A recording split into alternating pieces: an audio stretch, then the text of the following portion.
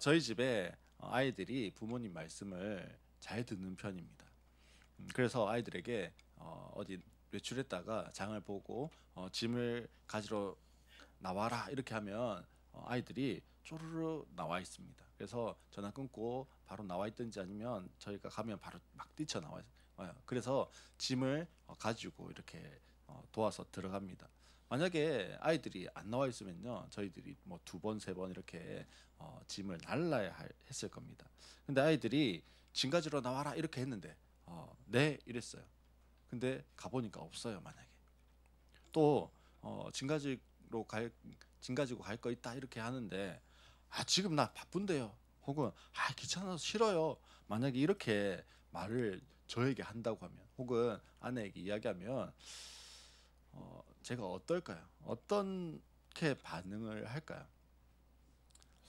예, 썩 기분이 안 좋겠죠. 알았다, 네가 알아서 해라. 뭐 이러면서 이제부터는 모르겠다. 뭐 이럴 수도 있고요. 예, 뭐 어쨌든 삐지겠죠. 예, 마음이 상하고. 예수님께서도요 비슷한 비유를 하십니다. 마태복음 21장 28절로 31절 말씀에 보면 예수님 이런 비유를 들어서 말씀하는데요. 어떤 사람에게 아들이 둘이 있는데 아버지가 맏아들에게 가서 얘야 너 오늘 포도원에 가서 일해라 라고 말하였다. 그런데 맏아들은 대답하기를 싫습니다 하고 말하였다. 그러나 그 뒤에 그는 뉘우치고 일하러 갔다. 아버지는 둘째 아들에게 가서 같은 말을 하였다. 그는 대답하기를 예 가겠습니다 아버지 하고는 가지 않았다. 그런데 이 둘 가운데 누가 아버지의 뜻을 행하였느냐 이렇게 예수님께서 비유를 들어서 이야기하셨습니다. 사실 제일 좋은 것은요 부모님이 이것 좀 해라 할 때 어떻게 하는 거예요? 네 하고 가는 거예요. 하지만 네 하고는 전혀 움직이지 않을 수도 있습니다. 그럼 자녀들을 보면요 부모님 어떨까요? 사실 화가 나겠죠. 차라리 못한다고 말하면 다른 방법이라도 찾을 건데 얘 해놓고는 가만히 있으면 복장이 터지는 거예요. 오늘 본문에 등장하는 이 아브라함은 네 하고 가지 않는 둘째 아들 같았을까요? 아니면 나는 싫습니다 이렇게 버티는 첫째 아들 같았을까요? 아니면 처음부터 순종하는 네 하고 가는 그런 사람이었을까요? 아브라함 어떤 사람이었을까요? 예. 오늘 본문 1절 말씀은요. 이렇게 시작해요. 이런 일이 있은 지 얼마 뒤에 이렇게 시작합니다. 보통 1절에 이런 일 뭐 이러면서 시작하면요. 어, 바로 앞장 마지막에 있었던 사건 혹은 일의 연장선상 그리고 난 이후에 뭐 그 후에 뭐 이런 뜻입니다. 그래서 21장 마지막 부분을 살펴보면 이런 일이라고 하는 게 어떤 일인지를 좀 알 수 있어요. 자, 21장 근데 마지막 부분에 보면요. 어떤 내용이 나오냐면 아비멜렉과 약간의 분쟁이 있었습니다. 그래서 분쟁이 있었고 결과는 그 분쟁을 이제 뛰어넘어서 우리 평화롭게 지내자 해결책을 내고 그래서 아브라함은 부엘세바로 가서 하나님께 예배를 드리는 것으로 끝이 나요. 그리고 나서 22장 1절이 시작해요. 그러면 이런 일이 있은 지 얼마 후라고 하는 게 아비멜렉과의 뭐 맹세와 화친 이후 이렇게 볼 수 있겠죠. 근데 여기에 나와 있는 이런 일이 있은지라고 하는 그 이런 일이라고 하는 게요. 복수 형태로 되어져 있습니다. 그래서 원어적으로 보면 이게 21장만을 이야기하는 게 아니라는 거예요. 그래서 21장이 아니라 창세기 12장에 하나님이 아브라함을 부르시거든요. 그때부터 시작되어진 하나님의 언약과 하나님의 약속들 그것들 뒤에 그렇게 하나님 말씀하신 것 뒤에 이렇게 해석이 되어질 수도 있습니다. 자, 그러면 하나님이 아브라함을 시험해 보시려고라고 지금 1절에요. 말씀하고 있는데 12장부터 시작된 하나님의 훈련 과정들을 아브라함이요 밟아왔잖아요. 그 아브라함이 12장부터 시작되어진 그 아브라함의 훈련에 오늘 이 22장이라고 하는 것은요 마치 종합시험, 기말고사 같은 그런 느낌인 것 같습니다. 그게 바로 하나님이 지금 시험해 보려고 하는 아브라함을 향한 시험이에요. 뭐라고요? 종합고사. 지금까지 여러 단계들을 막 12장부터 거쳤어요. 근데 그거 있잖아요. 출제자는 항상 어떻습니까? 이거는 안 나올 거야 싶은 거기에서 꼭 냅니다. 이건 진짜 힘들고 어려운데 이런 데서 꼭 냅니다. 어디에 있을지 모르는, 우리는 이거 안 낼 거라고 생각하는 거기에서 어떻게 그렇게 잘 피해서 출제자는 그 문제를 탁 내는지 몰라요. 하나님 그런 것 같습니다. 하나님 지금 아브라함에게 시험하시는 시험 문제를 주시는 거잖아요. 근데 이 시험 문제가 진짜 아브라함이 이것만은 아니겠지, 이런 시험은 없겠지 싶은 그런 시험을 하나님이 아브라함에게 지금 시험 문제로 내고 있는 거예요. 그게 뭡니까? 2절 말씀입니다. 2절 말씀 한번 같이 볼까요? 2절에 이렇게 되어 있습니다. 너의 아들 내가 사랑하는 외아들 이삭을 데리고 모리아 땅으로 가거라. 내가 너에게 일러준 산에서 그를 번제물로 바쳐라. 이렇게 되어 있습니다. 아니 뭐 해라고요? 예, 번제로 드려라. 번제물로 바쳐라. 이렇게 되어 있어요. 자, 번제물이라고 하는 게 뭘까요? 예? 예, 제사에 드리는 제물, 이게 번제물이겠죠. 근데 번제라고 하는 제사가 어떤 제사냐라고 하는 게 중요해요. 자, 번제가 어떤 제사라고요? 예, 태워서 드리는 제사예요. 근데 단순히 태워서 드리는 게 아니고요. 조그만한 거는 그냥 태워서 드려요. 레위기에 보면 조그만한 비둘기 같은 것은 태워서 드립니다. 근데 양이나 염소나 소는 어떻게 드릴까요? 예, 너무 크니까 한 번에 안 타는 거예요. 그래서 얘를 어떻게 해야 됩니까? 좀 잘 탈 수 있도록 쪼개야 되는 거예요. 이거를 각을 뜬다고 그래요. 우리 영배 형제가 호주에서 이 각 뜨는 것도 해봤다 이렇게 하던데, 각을 뜨려면 어떻게 해야 될까요? 일단은 얘를 죽여야 돼요. 예, 죽이는 것까지 합니다. 소나 양이나, 양도 생각보다 크더라고. 이만해요. 예, 크더라고요. 양을 죽입니다. 그 다음에 어떻게 해야 될까요? 일단 피를 먼저 빼겠죠. 예, 죽이고 나면 그냥 있는 게 아니고 피가 막 이렇게 막 나오니까 피를 뺍니다. 그 다음 어떻게 해요? 예, 뭐 털을 깎지만 뭐 그거 넘어간다 치고, 그 다음 뭐 하냐면 내장에 있는 걸 다 꺼내요. 내장에 있는 걸 싹 비워서 레위기에 보면 그걸 다 태웁니다. 그거 먼저 태워요. 배설물들을 다 태워요. 그리고 나면 뭐가 남습니까? 살과 뼈가 남죠. 예, 살과 뼈가 남아요. 그러면 뭐 각을 뜬다는 게 뭐냐면 살과 뼈를 분리시키는 거예요. 그리고 난 다음에 뼈는 또 어떻게 해요? 다 빼고 그 다음에 뭐만요? 살만 태워서 드리는 제사를 번제 이렇게 부릅니다. 자, 그런데 지금 아브라함에게, 아버지에게 하나님 지금 뭘 시키는 거예요? 번제를 드려라. 번제물로 드려라. 그럼 어떻게 하라는 거예요? 아들을 죽여가지고 아들을 각을 떠가지고, 예, 생각만 해도 끔찍합니다. 그렇죠? 하나님이 지금 너무 잔인한 거예요. 무슨 이런 시험을 내시는 걸까요? 하나님의 약속을 붙잡고 지금까지 아브라함이요 한 30년 넘어를 지금 왔습니다. 100세에 얻은 아들이에요. 근데 다른 이방 종교의 신들도 아닌 여호와 하나님이요 사람을 죽여서 예배를 드리라고 합니다. 너무 잔인하고 모질지 않습니까? 여러분이라면 어떤 생각이 들었을까요? 또 여러분이라면 어떻게 대답을 했을까요? 내가 죽는 건 아니니까 뭐 아들이 죽건 누가 죽건 상관없어요? 아닐 거예요. 사실 이거 어떤 거예요? 불가능한 겁니다.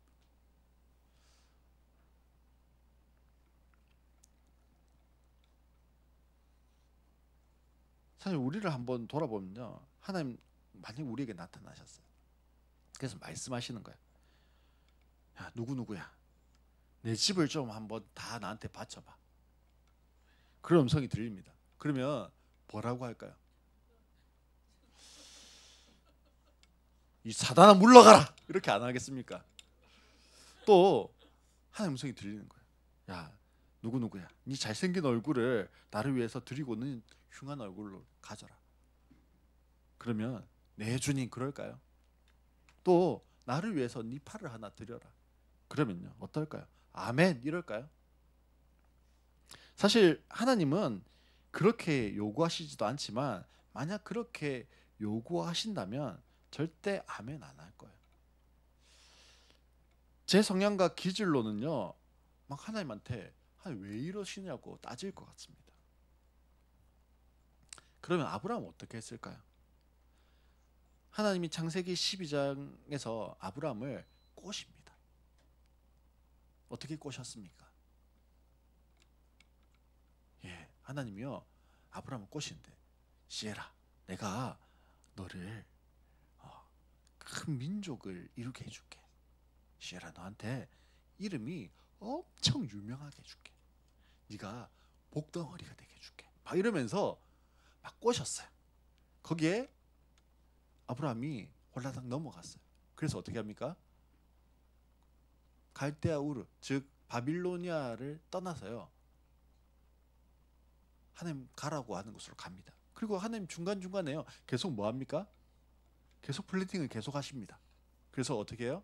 야, 저 모래 봐, 저 별 봐, 이러면서 네 민족이, 네 자손이 저렇게 많아질 거야. 뭐 이러면서 계속 이야기하셨어요. 그리고 언약도 세우셨습니다. 그러면서 주신 것은요 아무것도 없었어요. 계속 뭐만 하셨어요? 하나님이 말만 하셨어요. 아브라함 마음대로 한다고 혼나기도 했습니다. 그래서 이스마엘을 낳고 하나님이요 한 13년 동안은요 말씀도 안 하셨어요. 하나님 삐지셔가지고. 그러다가 100세가 되어졌을 때 13년쯤 뒤에 하나님이 뭐 하셨어요? 나타나셔가지고 아들 죽게 하고는 아들을 주셨어요. 그 아들이 누굽니까? 이삭입니다. 그리고 이삭이 이제 자라서요 한 12살, 13살 정도가 된 거예요. 이제 우리 시엘이 나이 정도가 딱 된 거죠. 그때 하나님이 이 시험을 주신 거예요. 어떤 시험요? 번제물로 바쳐라. 그러면서 하나님은요 재미있는 표현을 사용하십니다. 어떻게 표현하셨냐면 너의 아들, 내가 사랑하는 외아들 이삭을 데리고 라고 말씀하세요. 아브라함에게 아들이 몇 명 있을까요? 미진아 몇 명 있었지? 2명 있어요. 2명. 아브라함에게 아들이요 외아들이 있는 게 아니라 2명의 아들이 있습니다. 첫째는 이스마엘이고 둘째는 이삭입니다. 근데 하나님 뭐라고 이야기하신다고요? 네 외아들, 하나밖에 없는 아들, 그 아들을 바치라고 말씀하셨어요. 하나님이 외아들이라고 말씀하신 것은요 아브라함과 사라 사이에서 태어나야 하는 언약의 자녀는 이삭 한 명밖에 없다라는 소리입니다. 그리고 그 이삭을 하나님께 드리라 말씀하는 겁니다. 인간적으로 보면 어떻습니까? 12년 13년을 키웠어요. 그리고 아브라함도 언약의 자녀라 생각하는 그 외아들, 그런 아들을요 번제물로 드리라고 말씀합니다. 거기에 대해서 아브라함은 뭐라고 생각할까요? 우리라면 하나님께 뭐라고 말할까요? 아니 하나님 차라리 주지를 말지 줬다가 뺏는 게 어디 있습니까? 뭐 이렇게 따지지 않을까요? 이렇게 받아들이기 힘들고 아니 고통스러운 하나님의 시험에 대해서 아브라함은요 3가지로 오늘 반응을 하고 있어요. 그 3가지를 살펴보려고 합니다. 첫 번째 어떻게 반응했냐면요 아브라함은 즉시 반응했습니다. 3절 말씀을 보면 아브라함이 다음날 아침에 일찍이 일어나서 이렇게 돼 있습니다. 아브라함이 아무리 생각 없고 혹은 맹신자여도 다음날 아침 일찍 일어나가지고 하나님의 말씀에 순종하기 위해서 걸음을 걸었을까요? 아닐 거예요. 하나님 말씀하신 그때부터 그 다음날 아침까지 그 시간까지 아브라함이 잠이나 한숨 잤을까요? 얼마나 고통스럽고 고민이 되고 눈물 흘리면서 그 밤을 지새웠을까요? 순종한다는 것은요, 즉시 순종한다는 것은 쉬운 게 아니에요. 우리의 성품을 거슬려 할 때도 있고요, 내 자존심을 꺾어야 할 때도 있고요, 내 것을 희생해야 할 때도 있습니다. 순종하기에 어렵지만 즉시 순종한다는 것은요, 더 어려워요. 우리가 항상 상황에 몰려서 도무지 순종하지 않으면 안 되어서 하는 순종이 아니라 선제적으로 먼저 순종하고 적극적으로 순종하고 즉시 순종하는 것이요, 쉬운 것이 아닙니다. 아브라함은 그의 삶을 통해서 근데 이런 경험들을요, 종종 했던 것 같아요. 하나님께서 창세기 12장에 아브라함을 부르셨어요. 그때 아브라함 어떻게 합니까? 그 말씀에 즉시 순종해서 고향 바빌로니아의 우르를 떠나게 되어집니다. 또 창세기 17장에 보면 이스마엘을 낳고 17년 동안 나타나시지 않았던 하나님이요, 말씀하시지 않았던 하나님이 아브라함에게 나타나셨어요.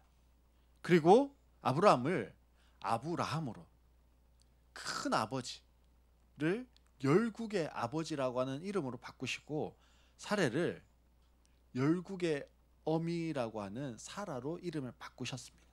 그때 하나님이 뭐라고 말씀하셨냐면, 야, 내가 너로 하여금 아브라함, 열국의 아비, 사라, 열국의 어미로 삼겠다. 그 징표로 너희가 할례를 받아라 라고 했을 때 아브라함이요, 창세기 17장 22절로 23절에 보면 하나님이 아브라함과 말씀을 마치시고 그를 떠나 올라가셨더라. 이에 아브라함이 하나님이 자기에게 말씀하신 대로 이날에, 언제요? 하나님 말씀하신 이날에 그 아들 이스마엘과 집에서 생장한 모든 자, 돈으로 산 모든 자, 아브라함의 집 사람 중 모든 남자를 데려다가 그 양피를 베었으니, 이렇게 말씀하고 있습니다. 하나님은 말씀을 하시고 떠났는데 홀로 남겨진 아브라함은 집으로 가서 바로 뭐 했다고요? 자신을 포함한 모든 사람들에게 할례를 베풀었습니다. 그러면 할례라고 하는 게 쉬운 걸까요? 쉬운 거니까 바로 순종할 수 있었을까요? 아닙니다. 당시 할례는요, 목숨을 걸어야 하는 거였어요. 아브라함이 정확히 언제 사람인지 알 수 없습니다. 그렇지만 추정하기를 BC 2100년 혹은 BC 1900년, 뭐 다양한 이야기가 있습니다. 그러면 아브라함 언제 사람이라는 거예요? BC 2100년 사람이면, 2000년 전 사람이면 지금으로부터 얼마? 4000년 전 사람이에요. 지금으로 4000년 전이면 대략 우리가 뭐 그 역사 시간에 배운 걸로 하면 언제쯤 될까요? 신석기 시대쯤 돼요. 신석기에서 이제 청동기가 막 올려고 하는 그 시점이에요. 근데 신석기 시대라고 하는 거는 어떤 시대를 신석기 시대라고 하냐면 주로 뭘 사용한 시대요? 돌베이를 사용한 시대, 돌을 사용한 시대를 석기 시대라고 불러요. 그 중에서도 신석기 시대는 이제 그냥 사용한 게 아니라 좀 뭐하게요? 샤프하게 요렇게 좀 뭔가 다듬어진 돌을 사용한 시대를 신석기 시대라고 불러요. 그러면 아브라함이 할례를 행할 때, 수술할 때 썼던 도구는 뭐였을까요? 돌이에요, 돌. 돌칼. 돌칼이 얼마나 예민할까요? 살을, 할례라고 하는 게요, 그 남자의 가장 약한 살을 베어내는 거예요. 근데 베어냈을까요? 뜯어냈을까요? 돌칼이니까 사실은 뜯어내는 거예요. 그러다 보니까 할례를 행하면 그 뭐 감염이 되거나 아니면 여러 가지 그런 것들로 죽는 사람들이 많았다고 그럽니다. 그런데 즉시 시행했어요. 이날에 하나님 말씀하시면 뭐 한 겁니까? 목숨을 걸고라도 즉시 순종하려고 하는, 그래서 하나님을 기쁘시게 해드리려고 하는 마음이 아브라함에게 있었습니다. 두 번째로 하나님 앞에 아브라함이 반응했는데요. 어떻게 반응했냐면 온전히 반응했습니다. 한번 순종해 볼까 하면서 순종할 수 있어요, 사실. 온전히 내 마음을 다 드리고 나의 시간을 다 드리고 물질을 다 들여서 순종하는 건요. 근데 쉽지 않습니다. 한번 순종하는 거 할 수 있는데 그걸 계속해야 되는 게 어려워요. 저희 교회가 미라클 헌금을 하잖아요. 분명 선교자 아이들을 돕는 거 좋은 마음으로 시작했습니다. 그래서 한두 번 할 수 있습니다. 뭐가 어려울까요? 그걸 계속하는 게 어려워요. 또 저희가 고신대 커피트럭 사역을 해요. 지금 3년이 지났습니다. 한 번에 많은 비용이 들어가요. 한두 번 할 수 있어요. 근데 이거를요 계속 지속하는 게 사실 쉽지가 않습니다. 온전히 순종한다는 것은요 같은 마음으로 계속해서 순종한다라는 겁니다. 하지만 그것이 단순히 내 의지만 가지고 되는 것은 분명히 아니에요. 우리의 마음을 지켜간다는 것은요 그래서 쉽지 않습니다. 그런데 3절 끝부분에서 4절 말씀을 보면 그는 하나님이 그에게 말씀하신 그곳으로 길을 떠났다. 사흘 만에 아브라함은 고개를 들어서 멀리 그곳을 바라볼 수 있었다라고 말씀합니다. 사실 우리가 한번 순종할 수 있어요. 뭐 은혜를 확 받거나 이래서 혹은 우리 충동 구매할 때도 있잖아요. 옆에 백화점 갔는데 옆에서 막 이거 막 예쁩니다 막 하면요 정신이 막 이렇게 해서 진짜 예쁜갑다 싶어서 사요. 집에 와서 보니까 내가 이걸 왜 샀지 싶은 뭐 이런 게 있을 수 있어요. 마찬가지로 교회 와서 막 예배드리고 찬양하고 기도하면서 멘탈이 잠시 나갔어요. 그래서 와 내가 헌신해야 되겠다 싶어가지고 내 있는 거 다 막 헌금하고 작정도 하고 뭐 이렇게 해서 올 수 있어요. 집에 왔습니다. 정신이 이제 들었어요. 내가 왜 그랬지? 이럴 수 있다라는 거예요. 분명히 아브라함은 하나님 말씀에 즉시 순종하는 믿음으로 반응했어요. 그런데 결심하고 결단한 바로 그 다음에 모든 것이 다 끝나고 이제 끝! 순종했으니까 오케이? 끝! 이렇게 되면 얼마나 좋아요. 근데 그게 아니었다라는 겁니다. 분명히 아브라함은요 뜬 눈으로 밤을 샜을 거예요. 그리고 길을 그 다음날 아침에 떠났어요. 즉시 순종했잖아요. 그러면 끝나야지. 근데 오늘 말씀해 보니까 하나님이 지시하신 모리아 산이라고 하는 그 산까지 가는데 아브라함이 있던 곳에서 모리아 산까지 가는데 며칠 길이 걸렸다고요? 사흘 길이 걸렸어요. 아침에 길을 떠납니다. 하루 길 가는 동안 아브라함이 어떤 생각을 하면서 그 길을 갔을까요? 그리고 밤이 또 되어졌어요. 그 밤에 아브라함은요 어떤 생각하면서 잠이 들 수가 있었을까요? 그리고 뜬 눈으로 밤을 또 새었는데 또 하루 길을 또 갑니다. 앞에 아들이 보여요. 저 아들을 번제로 바쳐야 돼. 그 생각을 하다가 하나님 말씀에 순종해야지 이 생각도 했다가 여러 생각으로 또 하루 길을 갑니다. 그렇게 며칠 길을 간다고요? 사흘 길을 갑니다. 시간이 흐를수록 아브라함이 어떤 생각을 했을까요? 또 어떤 마음이 들었을까요? 내가 지금 뭘 하고 있는 거지? 내가 지금 무슨 짓을 하려고 하는 거지? 진짜 하나님은 그렇게 말씀하시는 걸까? 아마 수만 가지 생각이 왔다 갔다 교체했을 거예요. 그러니 그 사흘의 시간은요 온전히 순종하기 위해서 달려가야 하는 너무나 고달픈 고통스러운 시간이었다라는 거예요. 온전히 순종하는 모습은요 잠깐 동안에 충동적인 헌신으로 되어지는 게 아니라는 거예요. 계속해서 그 길을 걸어갈 때 드러나게 되어지는 것이 온전한 순종입니다. 그 여정의 끝이 보입니다. 그때 아브라함의 마음이 무너지게 하는 대화가 나옵니다.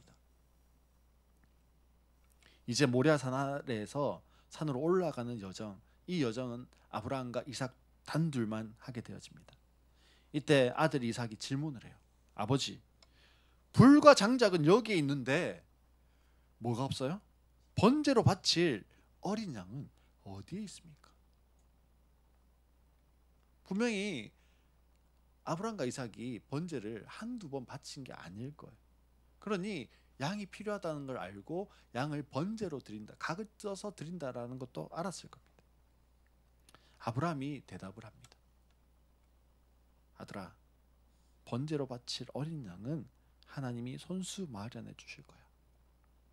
아브라함이 이렇게 대답하면서 마음이 어땠을까요? 속으로는 사실은 너야. 그래야 하는데 말할 수가 없어요. 온전히는 정말 그렇게 순종하는 겁니다. 끝까지 순종하는 거예요. 9절 10절에 하나님 뭐라고 이야기합니까? 9절에 보면요, 제 자식 이삭을 묶어서 제단 장작 위에 올려놓았다. 그는 손에 칼을 들고서 아들을 잡으려고 하였다. 그냥 데리고 간 정도가 아니에요. 실제로 뭐 하려고 했다고요? 칼을 들어서 이삭을 뭐 하려고 했다고요? 예, 찔러 죽이려고 했어요. 성경은 그 찰나의 순간을 잡으려고 하였다라고 표현하지만요, 아브라함은 아들 이삭을 번제로 드리기 위해서 칼을 이미 내려 꽂은 거예요. 실제로 뭐 한 겁니까? 죽인 거예요, 사실은. 온전히라고 하는 것은요, 흉내내는 게 아니라는 거예요. 한번 순종해 보는 것이 아니에요. 조금 해보는 것으로 되는 게 아니에요. 온전히는 아들을 드리라면 드리기 위해서 칼을 내리꽂는 거기까지가 온전히 순종하는 겁니다. 하나님이 아브라함의 온전한 순종을 보셨어요. 그래서 11절 말씀에 보면 아브라함아 아브라함아 하나님이 급하게 부르십니다. 지금 찰나의 순간이죠. 아직 내리꽂진 않았어. 근데 이미 내리꽂고 있는 거죠, 사실. 그때 하나님이 아브라함아 아브라함아 부르십니다. 그리고 멈춰요. 온전히의 순종은요, 그런 거예요. 그러면 우리에게 온전히 순종하는 건 뭘까요? 진짜 아브라함처럼 아들을 죽이는 그거는요, 그럴 수 없잖아요. 물론 아브라함처럼 극단적이고 결연한 순종의 상황일 수도 있지만요, 우리에게 온전한 순종은요, 온전히 해야 하는 순종은 지속해 나가는 것, 계속해 나가는 것, 그겁니다. 그렇게 순종하는 것이 근데요, 쉽지 않아요. 정말 어려워요. 은혜 받을 때는 그게 가능해요. 근데 은혜가 떨어져요. 또 체력이 떨어집니다. 재정이 떨어져요. 주신 마음이 떨어져요. 그런데도 여전히 계속해서 순종하는 것, 그것이 지금 나에게 하나님 요구하시는 온전히 순종하는 겁니다. 마지막으로 아브라함이 하나님께 세 번째 반응을 하는데요, 그건 뭐냐면 기쁘게입니다. 사실 오늘 본문 1절로 12절까지 어디에도요, 아브라함이 기뻐했다라고 하는 표현이 있을까 없을까요? 아들을 잡아 죽이기 전까지 기뻐했을까요? 기뻐했을 수가 없습니다. 하나님 말씀에 순종하는 것은요, 고통스럽고 아프고 힘들고 회피하고 싶은 그런 것이었어요. 그런데 어디에서 기쁘게 순종하는 것이 있을까요? 물론 13절로 14절에 보면 아들 이삭에게 하나님이 손수 마련해 주실 것이라고 했는데 정말 여호와 이레로 하나님의 산에서 준비된 것이 있었어요. 그때는 어땠을까요? 기뻤겠죠. 하지만 1절로 12절까지의 아브라함이 기쁘게 순종했다고 여길 만한 부분이요, 한 부분도 없습니다. 사실 아브라함이 기쁘게 그 일을 했다면요, 아브라함은 열국의 아비가 아니라 뭐예요? 정신병자죠, 사실. 아니, 아들을 죽이는 걸 기쁘게 했다면 정신병자지, 그게 무슨 열국의 아비, 믿음의 조상일까요? 주님의 산에서 주님이 준비하신 그게 없었으면요, 사실 아브라함은 정신병자일 수 있습니다. 아들을 잡으면서 너는 하나님의 뜻을 따라 죽는 것이 기뻐해라, 그럴 수 있을까요? 그럴 수 없습니다. 그럼에도 기쁘게 아브라함의 반응이라고 이야기하는 이유가 뭘까요? 이건 역설적이기도 하고요, 이것이 신앙이고 이것이 또 믿음이기도 합니다.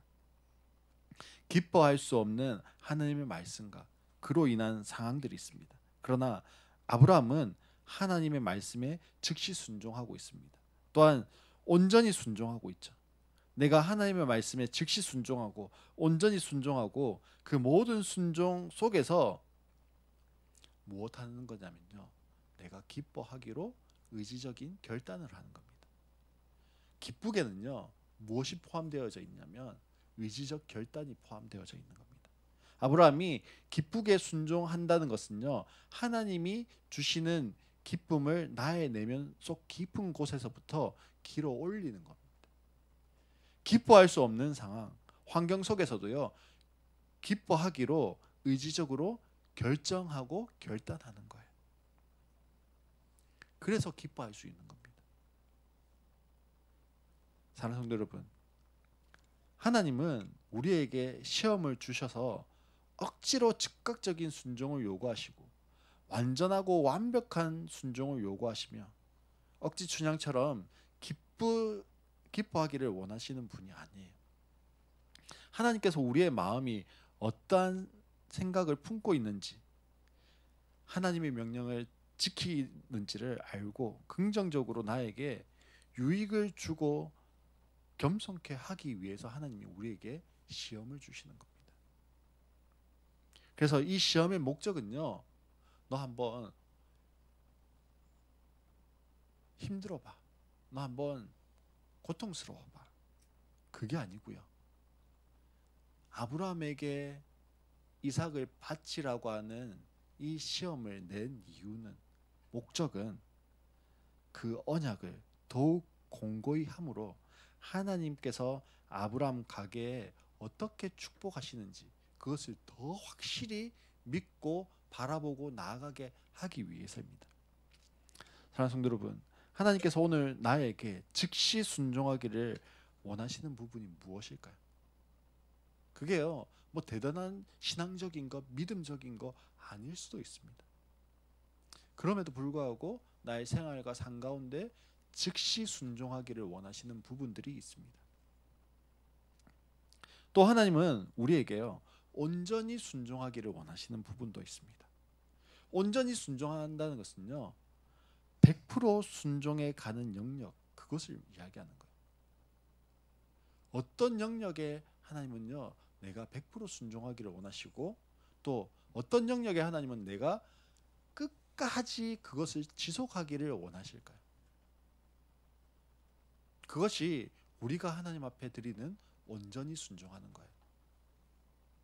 마지막으로 기쁘게 순종한다는 것은요, 끝을 모두 다 알고 있을 때 가능한 순종입니다. 끝을 모르면 기쁘게 순종할 수가 없어요. 정신병자지. 제가 야구를 좋아하는데요, 우리 팀이 지금 지고 있어요. 근데 전혀 가슴이 졸이지가 않아요. 왜 그럴까요?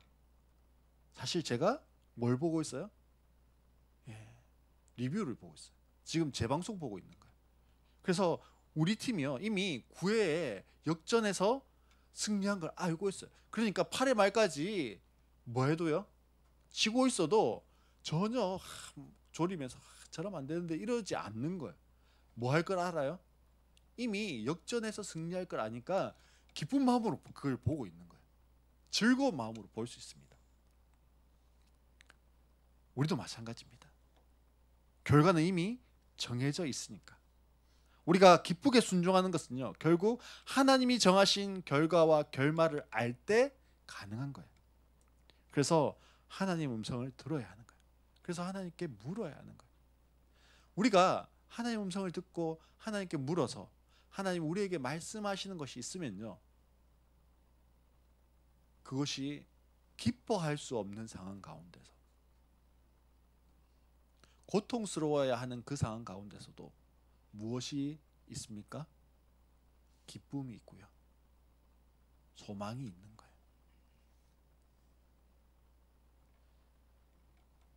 그게 우리로 하여금 기쁘게 순종할 수 있게 하는 힘이 되어집니다. 사랑하는 성도 여러분, 하나님 오늘 우리에게 아브라함이 반응하는 것처럼 우리의 삶 가운데 반응하기를 원하십니다. 무엇 하는 삶입니까? 순종하는 삶입니다. 어떻게 순종하기를 원하실까요? 즉시 순종하기를 원하십니다. 하나님 어떻게 순종하기를 원하실까요? 온전히 순종하기를 원하십니다. 하나님 어떻게 순종하기를 원하실까요? 기쁘게 순종하기를 원하십니다. 그 순종의 걸음이요, 우리로 하여금 오늘 하루를 그렇게 순종의 삶을 살아냅니다. 내가 힘들지만 오늘 하루도 그렇게 온전한 순종을 향해서 내가 나아갑니다. 내가 좀 고통스럽지만 하나님 이 순종의 걸음 뒤에 나에게 주실 그 승리를 내가 기대하며 기쁘게 나아갑니다. 그렇게 고백할 수 있는 우리 모든 성도님들 되시기를 주님의 이름으로 축복합니다.